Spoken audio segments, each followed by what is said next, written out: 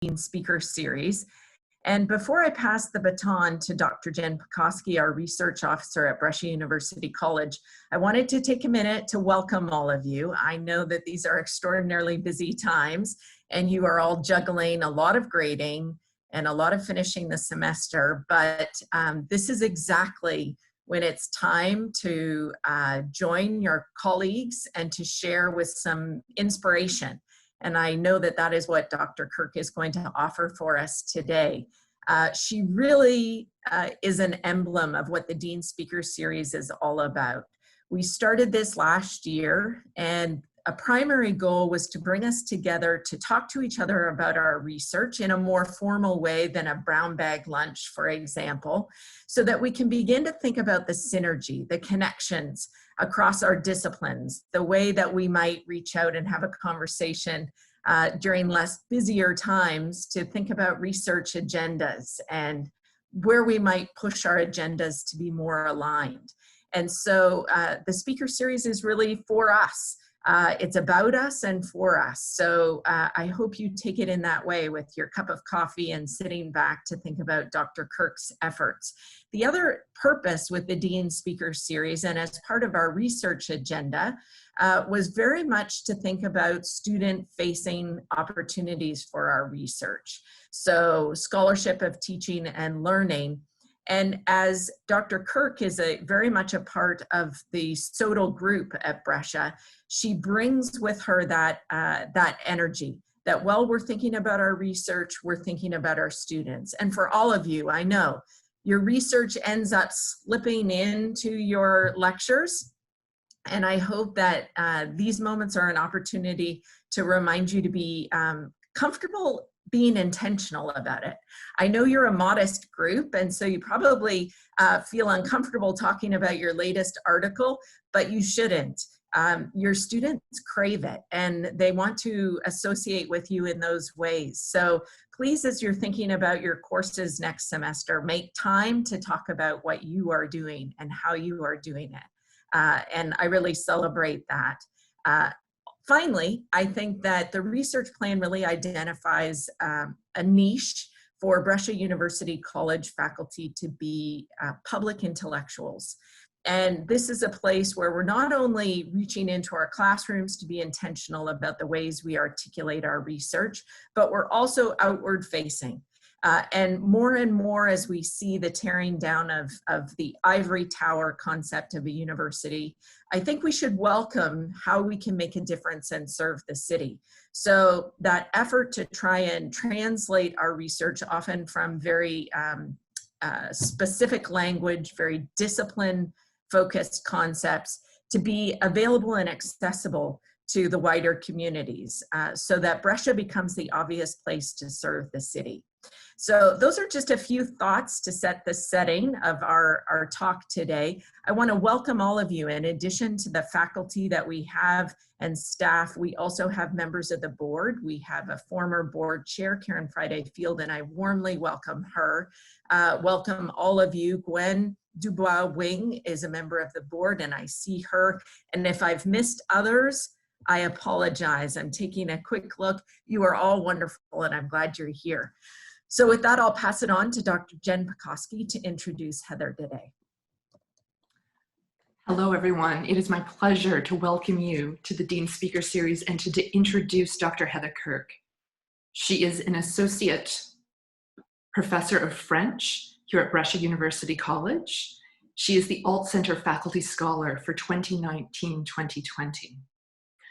Her research spans two main areas: 17th century French literature, specifically Renaissance and pre-academic theater. Her work in this area is funded by a Social Science and Humanities Research Council of Canada Insight Development Grant. Her other area of interest examines the scholarship of teaching and learning, specifically publication, writing self-efficacy and anxiety, and faculty self-efficacy and communities of practice. She is co-PI on the current Teaching in the Time of COVID-19 study. Dr. Kirk is the current president of the Société Ontarienne de Chercheurs en Ancien Régime, SOCAR, translated Ontario Society for Early Modern Researchers. In June 2021, Dr. Kirk will hold a fellowship at the Mellon Summer Institute of French Paleography in the Newberry Library. It is my pleasure to welcome Dr. Heather Kirk here today. Thank you very much, and thank you for the promotion, Jen. I'm still an assistant professor, but I will take the tenure and promotion gladly. Thank you also all of you for joining me this morning to discuss the creation of Scholaris, which has been a project in the works for the last year and a bit now, that hasn't quite come all the way to fruition, but we are on the way. So I'll give you a bit of the story, the background, nitty-gritty of creating this journal, but also some of the interesting ethical discoveries and shifts in perspective that I have experienced as a result of this project. I'm going to stop my video so that I can stare at my screen. I just want to note also today that this presentation was prepared by me, obviously, but also with really important contributions by Julia Hark, who is a third-year political science student here at Brescia, and who has worked as my editorial assistant through Bold Works since fall 2019. So she co-authored this presentation and has been a driving force behind some of the policies and ethical choices that we have adopted. I'd like to thank Dr. Frederking for inviting me to speak as a part of last year's Dean Speaker Series that's been carried over from March to today. And also to Heather Campbell and John Mitchell for supporting this project through the Alt Center. So today, like I said, I'd like to walk you through the process of creating a journal and how our work on Scholaris could be transferable to other areas here at Brescia. Click on the right button.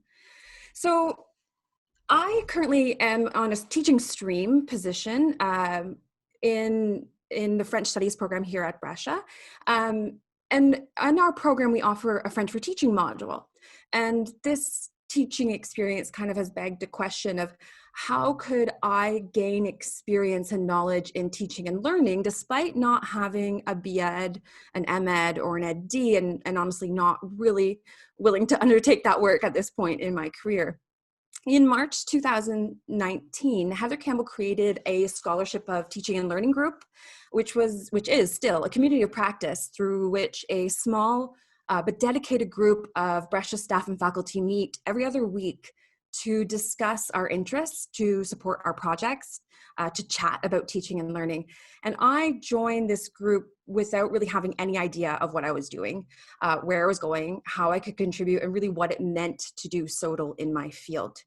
So when we started meeting at the end of the 2019 school year, I was really just there as kind of an auditor to trying to get experience. But with the help of Heather Campbell, of Colleen Sharon, and Jen Pekoski, we were kind of guided into the field and started to try to carve out niches for ourselves. And then one day, a little naive, curious me wondered why Brescia didn't have an in-house journal on anything, but especially on SOTL, when it's clearly an identified priority. So I was like, why don't we start a journal? Which in retrospect seems like really naive because I thought this would be an easy process, but this was now my baby, my project. And as Jen mentioned a little in my biography, I have been interested in publication and in author's rights for a long time. I dedicated a large portion of my dissertation to the perils of publication in 17th century French literature, but also on the issue of nascent copyright. It struck me that creating a journal would be a safe way for me to dip my toes into SOTL. I don't have to know theory or the big names in the field. I don't have to have experience in quantitative or qualitative research, which is another world for me as a literary scholar, but I could work in publication, which is a slightly more familiar world. So this is where I started from. The Strategic Plan at Brescia asserts our intention to become a Canadian leader in outcomes-based education, and we have made such great strides in the last number of years in outcomes-based education. We have prioritized faculty and staff training, thinking of BFIs, invited speakers, alt center workshops and resources. But to be a leader in outcomes-based education, you have to be seen. And Brescia needs to attract attention, to become a hub of SOTL practice, research, dissemination. So we need, to me, the logical conclusion is we need a journal in the field of SOTL that aligns with our plan to increase engagement and presence. And as an ethical social justice issue, this journal needs to be open access so that we can target the largest readership without erecting paywall walls to separate us from these potential readers. And that is what I had to start, really kind of just theoretical at that point. So I started by hashing out some key details. Is the field saturated? No. There are a number of journals in SOTL, CJ SOTL, IJ SOTL, Joe SOTL, but the Canadian field is limited. Internationally, there are more journals, but none of them address small class, small campus teaching, and none of them, therefore, address our reality of teaching and learning. So at first, I defined 3 types of submissions that could be possible. We could have research papers, classic research article. We could do bulletin style articles, those articles that are about 2,000 words, maybe an idea or a theory or a practice that you've worked on, but it hasn't, fleshed out to a whole research 8,000 word paper. And then book reviews. But after speaking to colleagues and other SOTL group friends, I thought it would be worthwhile to also include reflection papers, sort of essays of how I teach or issues facing the profession or issues facing the field. And then the question of how will we publish?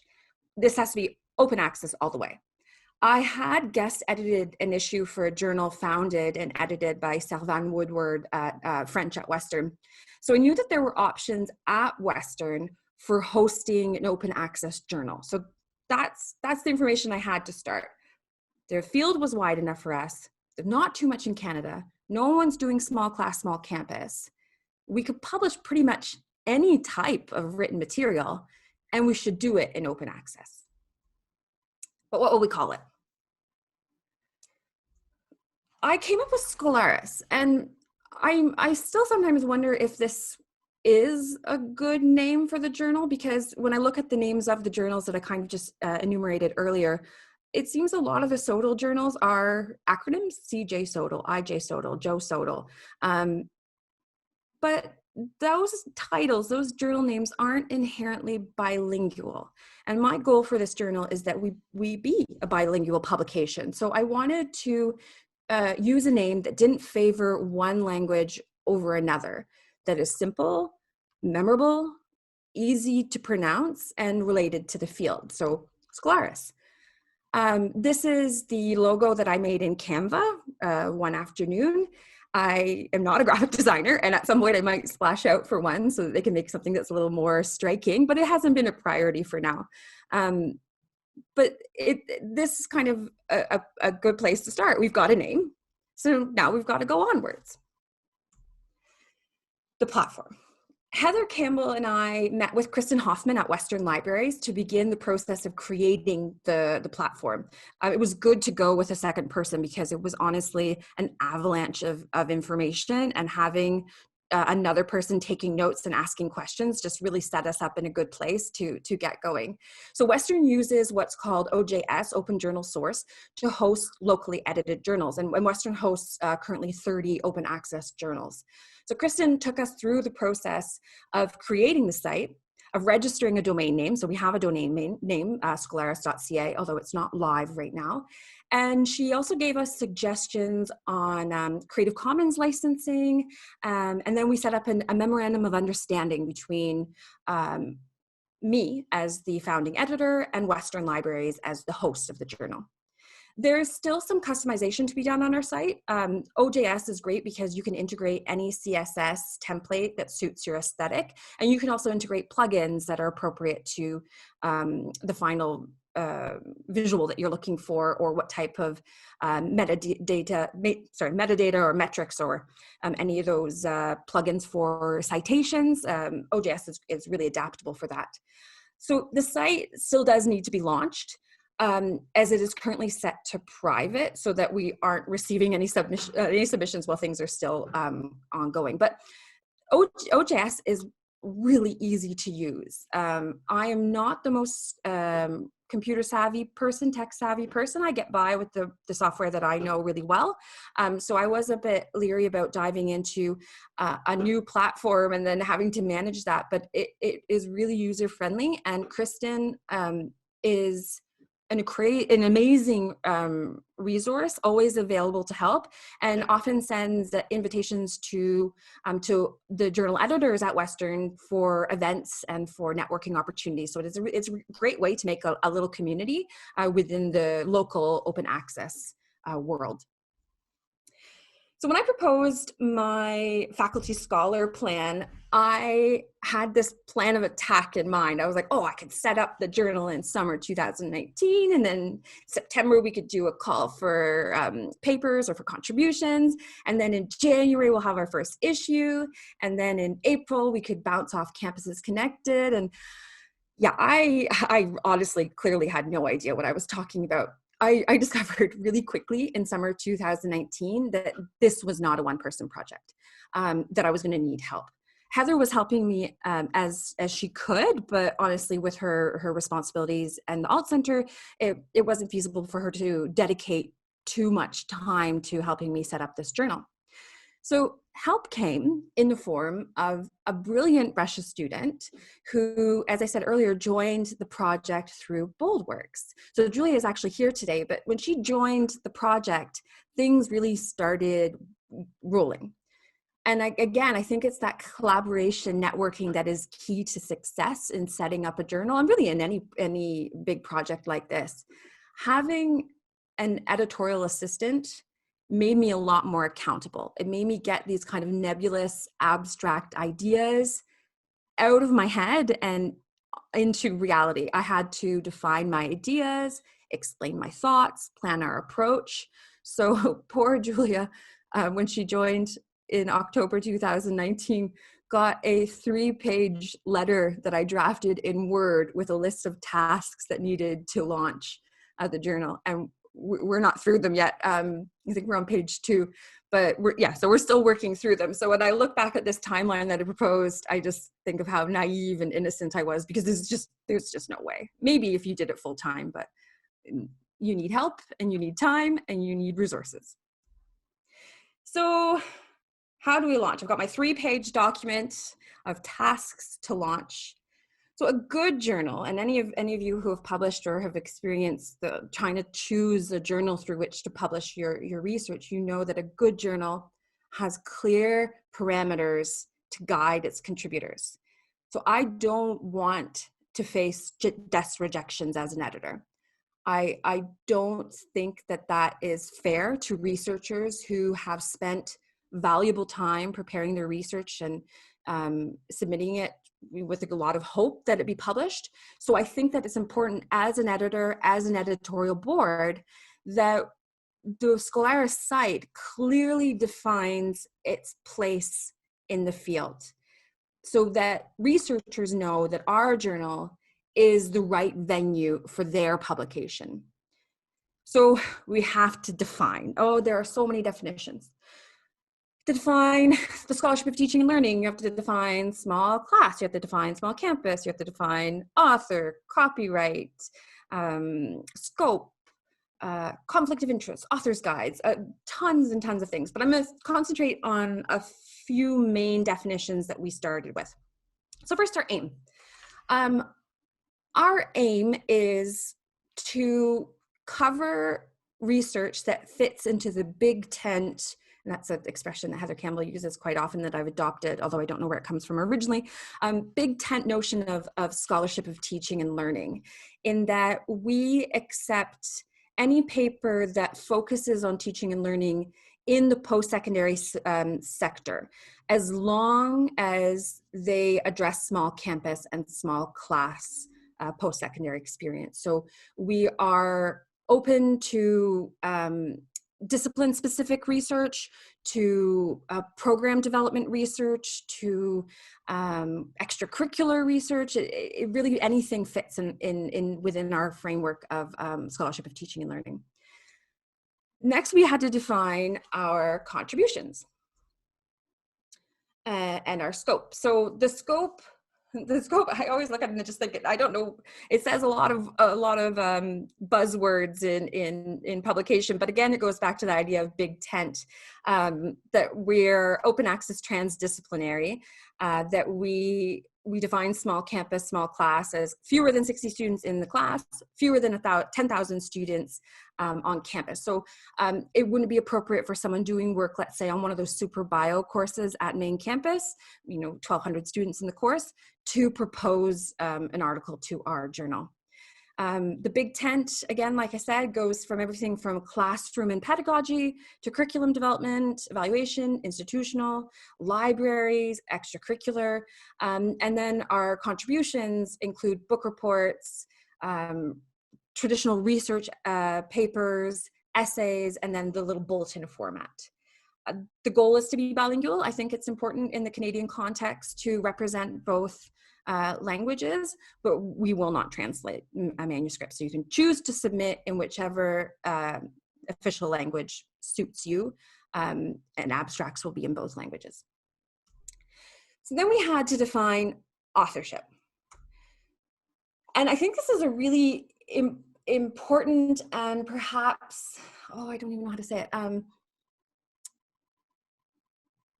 ethical choice, maybe not ethical choice, but an inclusion choice, that we believe that it is important to invite the widest possible authorship to contribute to SOTL.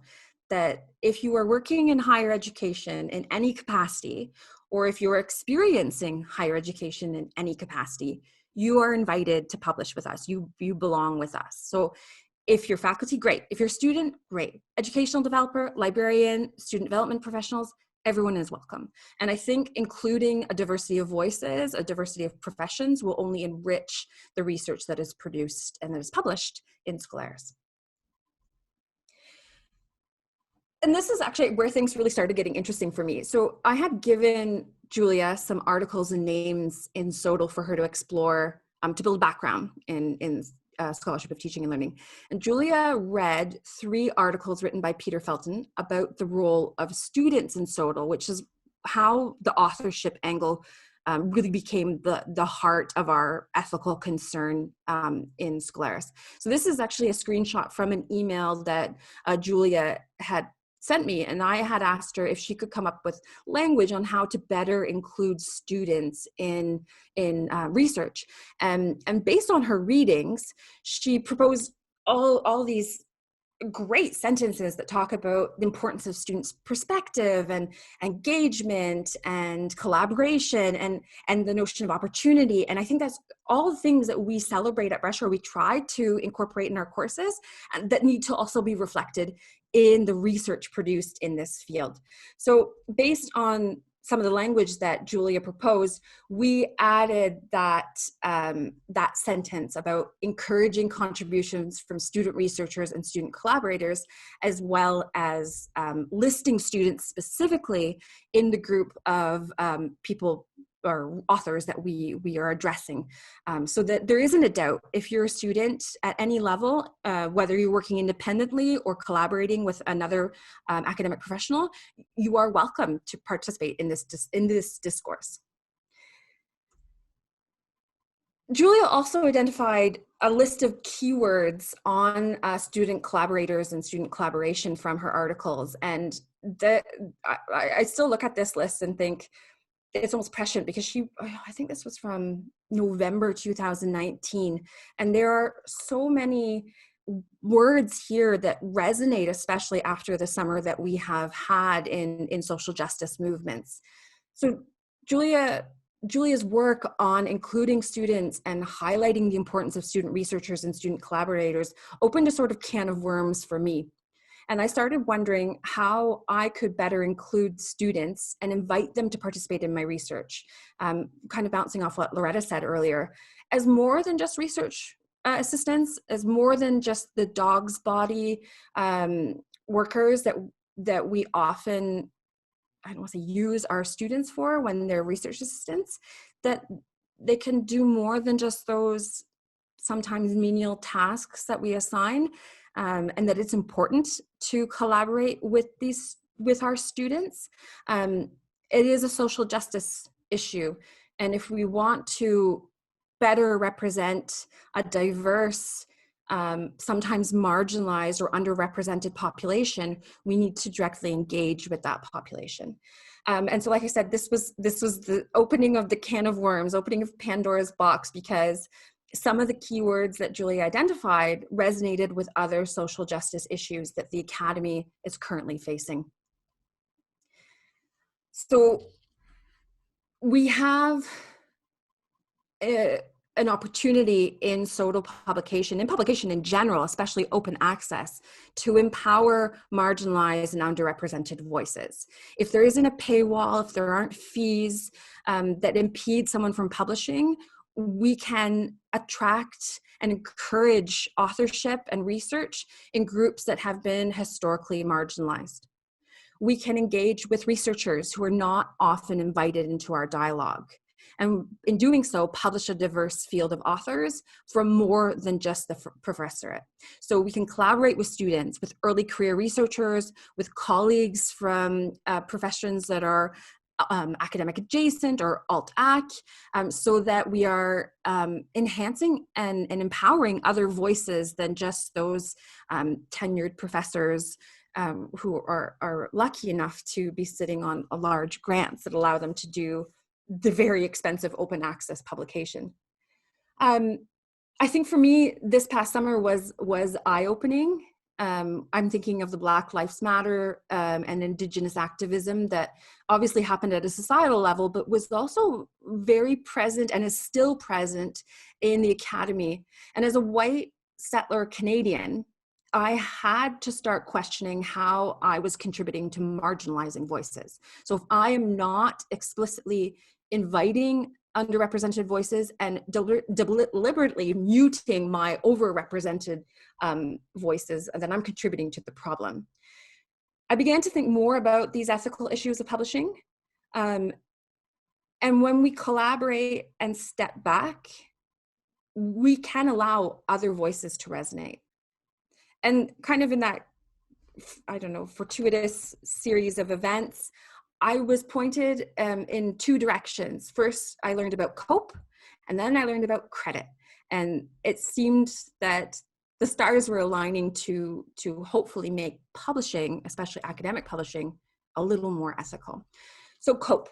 COPE is the Committee on Publication Ethics, and they have a website that guides best practices for ethical publication so that journals, editors can avoid conflict of interest, can better define authorship, can manage potential conflict, can deal with criticism.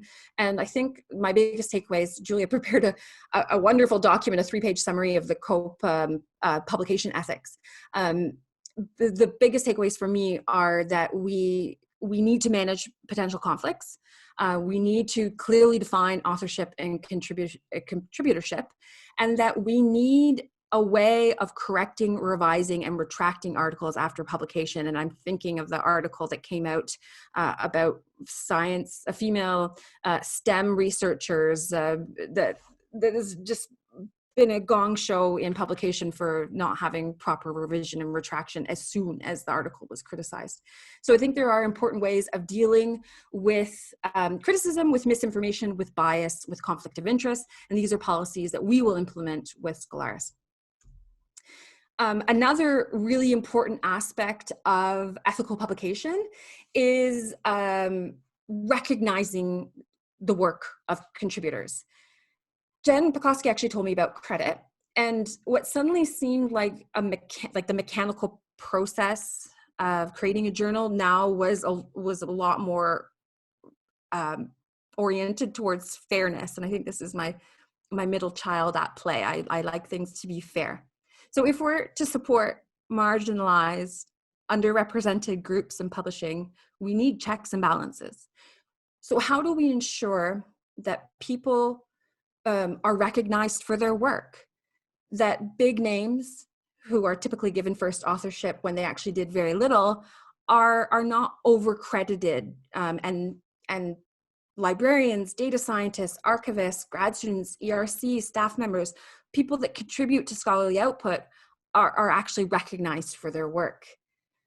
This is an ethical issue, and I think it's an important one. Credit earned is credit due, and our journal will use the credit taxonomy to present who did what in creating a project, so that it's clear that it's more than just who wrote up the study at the end.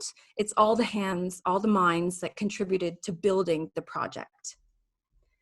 So the credit taxonomy presents 14 contributor roles, and it's up to the first author or the corresponding author to define who did what. You can have multiple roles in the credit taxonomy. So you might have done everything from conceptualization, formal analysis, funding, methodology, writing original draft, writing, reviewing, and editing, and that's fine. You can be recognized for all those things. But maybe you worked with a statistician who helped you with the stats analysis, so you would recognize them for the analysis. Or maybe you worked with an archivist to source some of your material. You would recognize their work in the resources. So all contributors end up being listed so that they are named, identified, celebrated for their work. And again, this is, to me, an important ethical issue, because credit helps eliminate any outdated system of authorship in which roles are not clearly defined. And these are definitions that Julia did for me this fall. Credit recognizes that the different work that contributors do to produce scholarly output, and using credit signals to authors, reviewers, readers that we value different contributions, not just the source of the money and not just the person who wrote or edited the final draft. From personal experience, I can say that I've worked with archivists and librarians on projects who could be recognized in an article using this taxonomy. But as it stands right now, these essential academic workers are often erased from many publications. And then the biggest can of worm of all is, I think, open access. The publishing world as it currently exists is oligarchical. Open access was presented as a solution to, a for-profit model of publication, and it can be if it's done right and if it's prioritized. For example, the tri-councils do prioritize and highlight the need to publish open access in your public dissemination and in your knowledge mobilization. But I don't think that open access has quite reached what it can be, its full potential, which is really the only venue to provide ethical publication of research, to allow for the widest variety of voices to participate. So you may have seen the news this week that Nature has moved to adopt an open access model. And this was their press release. Nature journals revealed terms of landmark open access option. The journals will charge authors up to €9,500 to make research papers free to read in a long-awaited alternative to subscription-only publishing. I just look at this and I think, like, can we talk about being tone deaf? Is this is the landmark deal that everyone was waiting for? Just out of interest sake, €9,500 is $14,700 Canadian, or that was very for English, Canadian dollars. And that I converted last night using xe.com. This is an open access. Such a small number of researchers have access to the funds required to support this type of open access budget. This type of open access is still fundamentally exclusionary. Who has this budget? Not Canadian researchers with a tri-council grant, not researchers from developing nations. certainly not students, not librarians and curriculum developers or student life coordinators who aren't fundable and aren't funded. So who is getting the widest readership then? It's again, the privileged few that are monopolizing the discourse. So this is not open access. True open access does not erect barriers that exclude researchers and readers. True open access democratizes publication. And that is why I think I've become over the past year such a passionate fan and defender of open access. I know people are like, it's not as prestigious. It can be, if big names, if big labs, if more grants prioritize real open access, we can make these journals like potentially Scholaris or even CJ Sodal, which is an open access journal, as prestigious, as important as any of the big name, big buck journals. I'll try to get off my soapbox there because I could talk about that for a long time. But I think this is maybe the biggest issue facing publication right now, and that I honestly was sort of aware of. It was maybe on the edge of my radar, and now is at the center of a lot of my publication choices. So I'll let that go. I'm happy to talk about that for hours with anyone who is interested in talking about that type of social justice issue. So what's next? There are ethical issues like I presented today that have honestly changed my relationship with research. And I'm so grateful to have had this opportunity and the support through Western Libraries to launch a journal, but also the internal support from our Sodal group. And even more so, the really quality work produced by my editorial assistant, Julia Hark. So next, we have to launch. That's probably the obvious answer. We have to take this journal live. So it'll go back to the nitty-gritty for us. We've got more templates to tweak, editorial board invitations to send. We have to publish our first call for contributions. And it would be hard for me to give a timeline of this project as I've learned from the past year and a bit. But I'm hopeful that this academic year we will see the launch of Scholaris. And I'm looking forward to seeing how it comes alive, how it comes to fruition. And then what's next after that? I don't know. But how is this, I suppose, in a conclusion, on a presentation on journals that publishing maybe doesn't interest everyone, or you're thinking like, great, a Sodal journal, I don't do Sodal. So how is this relevant to you? There are so many possibilities with open access journal, especially using the OJS system through Western Libraries. I'm thinking, for example, that Huron has an in-house undergraduate journal. So do some departments at main campus. So we might be interested in developing in-house graduate journals to publish senior dissertations, to publish original literary work, to publish book reviews. It could be a really interesting opportunity to expose our students to research we could decide if we want to be a peer review or if it's just a publication venue. Another opportunity would be graduate journal. We've got a lot of students, a very robust and dynamic food and nutrition program. They're writing theses. I imagine some of them are publishing them in field-specific journals, but those who aren't going that route might be interested in having a repository for some of their research that isn't necessarily their full thesis. Other thing, conference proceedings, society journals. There are a lot of possibilities that could be of interest to different populations here at Brescia. So that's the presentation for today. I try to keep it under 30 minutes. I didn't quite make it just because I know everyone's got screen fatigue and Zoom fatigue. And I hope I didn't pass over anything too quickly, but I'd be more than happy to answer any questions or accept comments or people to join me on my OA soapbox. And that's it for now. So thank you. Thank you for coming today, and thank you for listening to my talk. Heather, thank you. Whoops, there we are. Heather, thank you very much. Our community thanks you. Our community is very grateful for your very exciting, very contemporary, cutting edge, and I think many would argue very necessary talk. So thank you very much for your contributions here. What we will do now is open up the Q&A session, if you're willing to, Heather.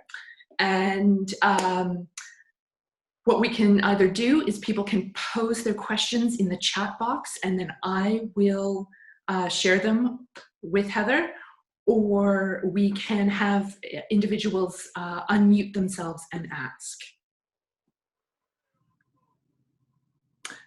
Chat is set for people to be able to put material in, is it?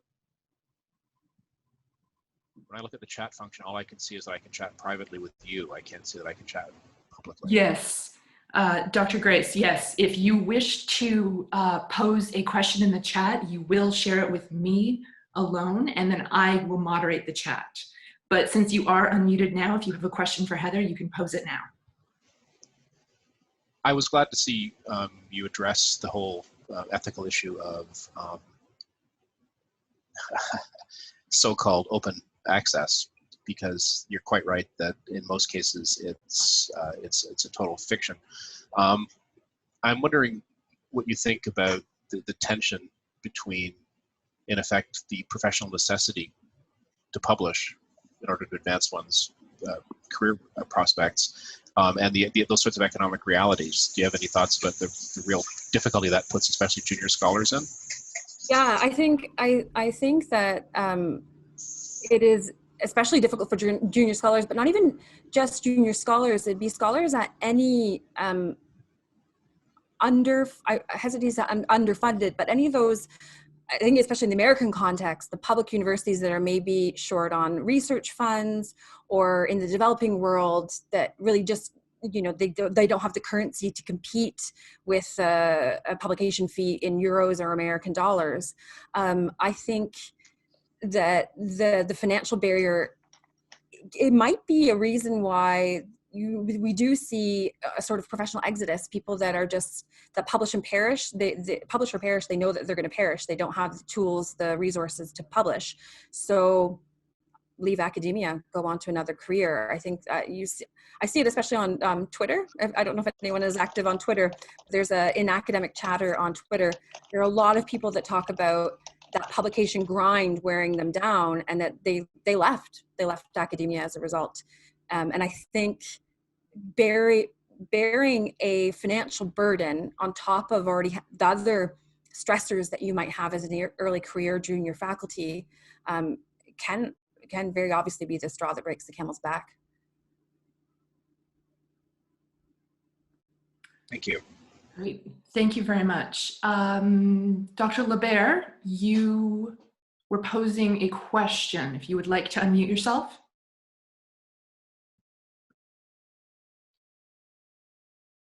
There we go, I'm unmuted, yay. First of all, Heather, I admire your tenacity in doing this work. It is a tremendous amount of work. So congratulations to you.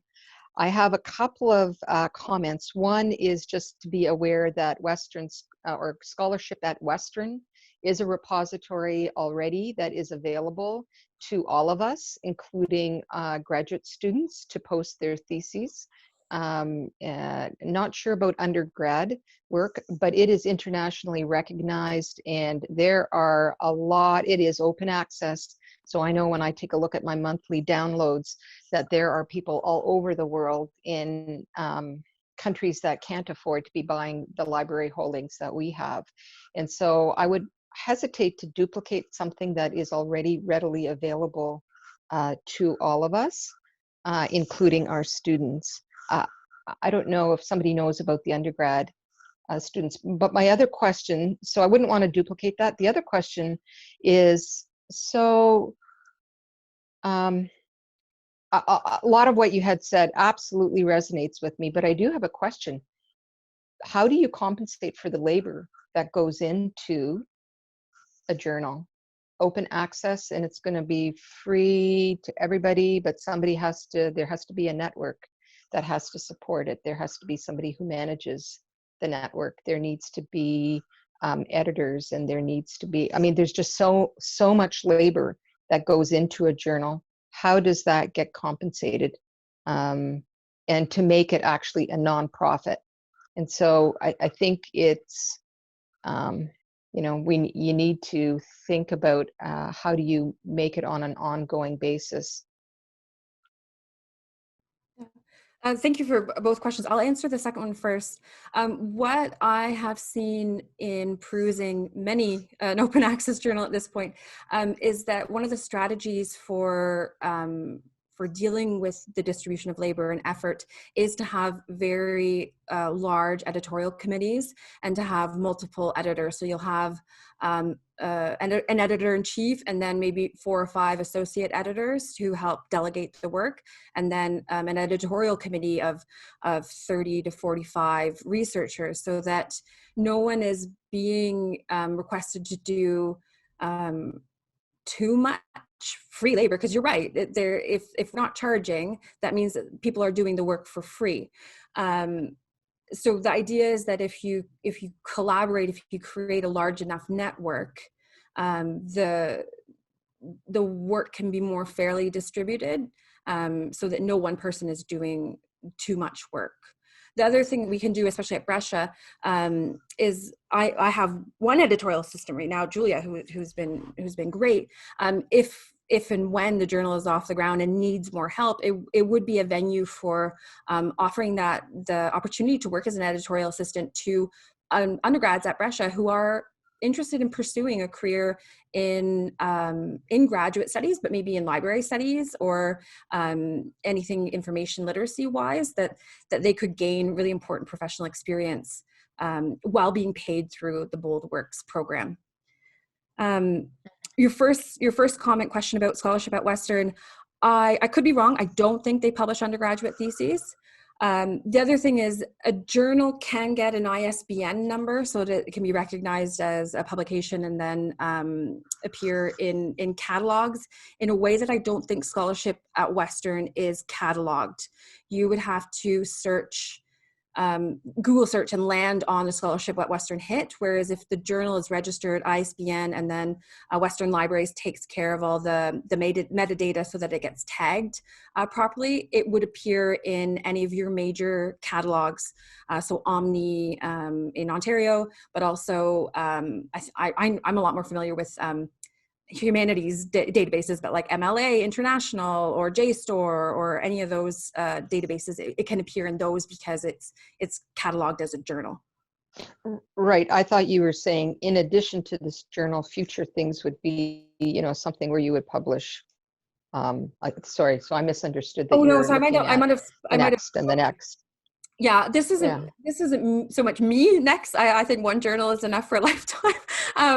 But I just think of, for example, psych. I know there's a lot of students right now doing senior dissertations in psych, and not all of them are necessarily going to want to publish them or want to do the work to publish them in a journal in their field. But maybe having an in-house journal, like there's one at Huron, there's 2 I think at Western, hosted by Western Libraries, could be another venue so that their work is published. But you're right, I think you're right what you said though about the master's theses, that because they're housed at scholarship at Western, it probably wouldn't be worthwhile to double. To have a tiny bit of clarification around scholarship at Western, our psychology honors theses are available, or many of them are available through scholarship at Western. Oh, okay. But Heather, you were correct in asserting that some of the cataloging and the ways of accessing that material is different than through some of the other venues. So thank you for that question. Dr. J.B. Seabrook, your hand was up earlier. Sure. Heather, that was a really, really good presentation. I'm super impressed, as always, with your work. I think when this gets up and going, I think it's really, really imperative that that a team of people help promote all the incredible work that you've done, along with the people that have helped you, because as you know, a lot of journals can kind of get up and running and they can kind of stall. But I think you've just done an amazing job, and Brescia is just so lucky to have you, in my opinion. Anyway, my comment was with respect to authorship, and it's a tough one. Like, I know you mentioned the credit. I have a paper right now that I'm trying to get to the submission stage that's using credit as well. And, you know, I see kind of two sides to the coin. I want to get your opinion on this. One, of course, is the situation where, you know, I don't know, maybe it's a very, very high level scholar, and you know, they get their name on everything just because their name is big. Mhm. But I also think there's the other flip of it, that I feel like authorship, you should be contributing significantly in some way to the actual paper.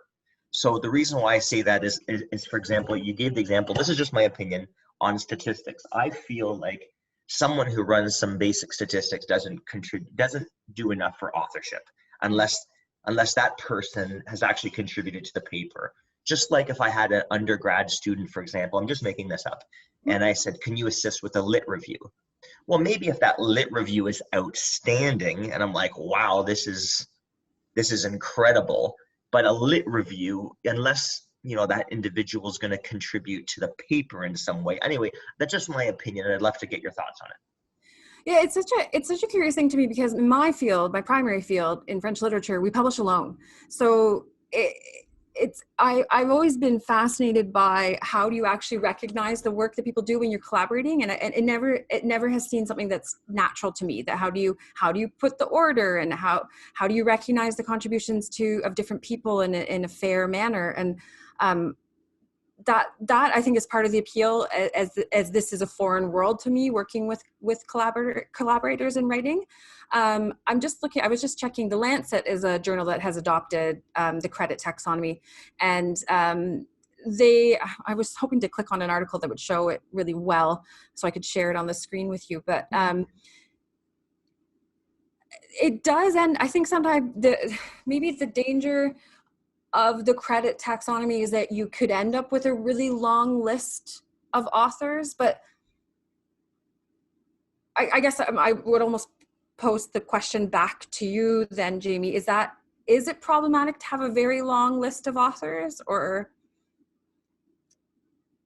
No, I don't think it is at all. But I guess my feeling is that if someone is an author on a paper, Mm-hmm. that individual should have contributed to the paper.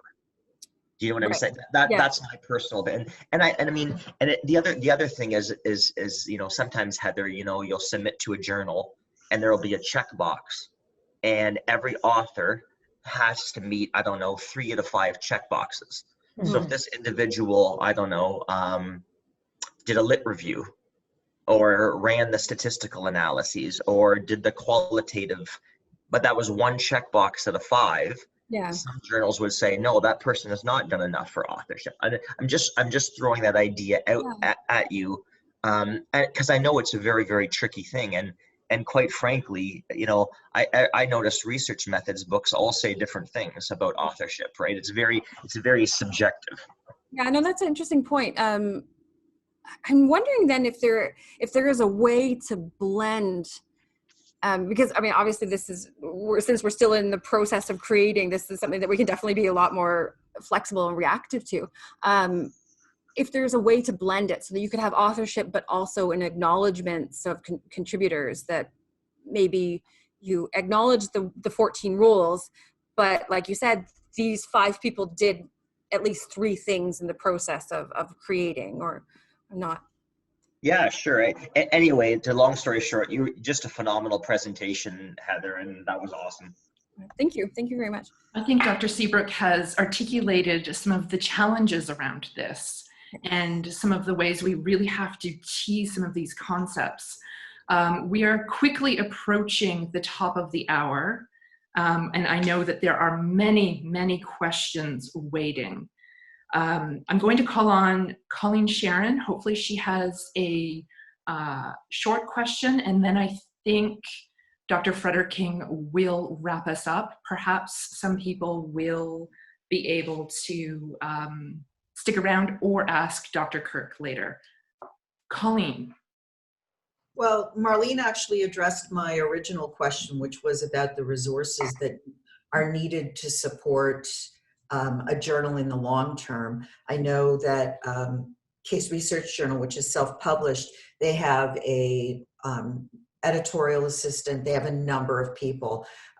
But I would like to say that I'm looking forward to submitting to the first issue. So, you know, keep us all in mind for your call for papers. I look forward to receiving your submission. That would be great.